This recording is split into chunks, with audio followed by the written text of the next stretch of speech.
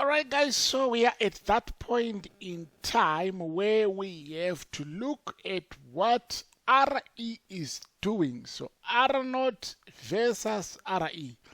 We said we can extend to RE whatever conclusion we pass for RE. So R0, we can extend to R0 whatever conclusion we pass to RE. So we need to take note of that. Okay, let's look at what is going on here. We need to remember some few things. Yes, we need to remember that we were having something like, I'm just thinking that if we can write di dt, di dt is equals to, it was beta si minus vi, which is equals to, if you factor out I, you've got I outside, then beta S minus V, like this. All right. But then if we're talking in terms of RE, we are talking in terms of S0. So we are talking of terms of S0. So in other words, we are now saying beta S0 minus V and I is outside. Okay. And if we remember very well, we remember that we had our RE given by S0 over N, then B over V, or beta over V, you can put it that way.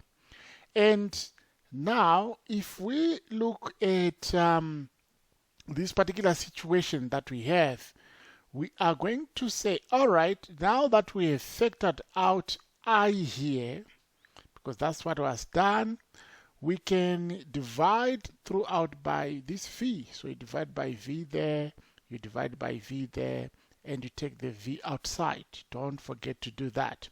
So in other words, now you've got di dt is equals to Vi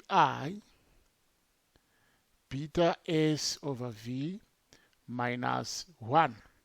But if we go back one step, we will realize that beta S over V, which is something we have got here, all right? If we have got this guy and that guy and over V, and for now I'm not talking about this N that I have got.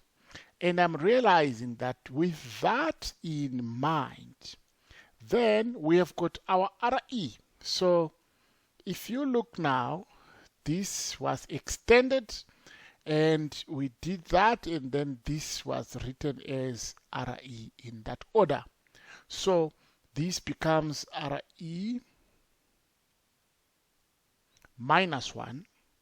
So this is the situation that we've got. We still have got the same equation, but just that now we have got di dt is equals to nu I, then RE minus 1.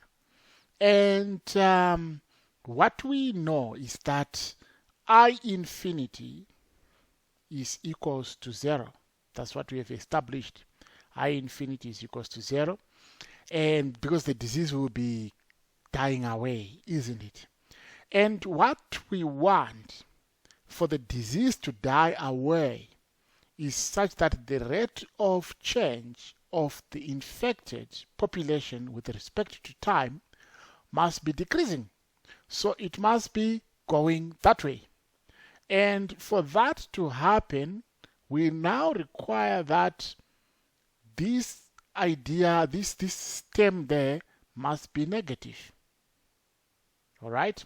But when is it negative? When RE is less than 1.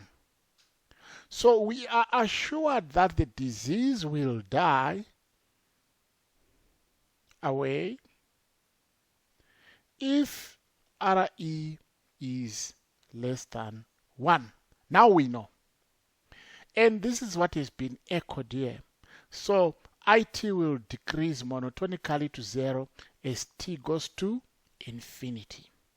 So that is the first part of this theorem. Then the second part of the theorem, it becomes intuitive. And if you look, they say if RE is greater than 1, then IT starts increasing, reaching its maximum, and then decreases to 0 as t goes to infinity. So if we have got a case whereby RE there is greater than 1, like that. So it means that the number of infected is actually increasing.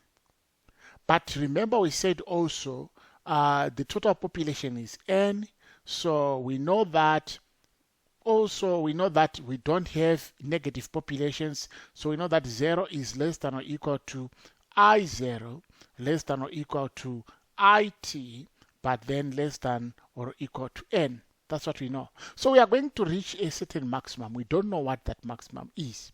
But then once we reach that maximum, the theorem says it will then start going down. It will start decreasing to 0 as t goes to infinity.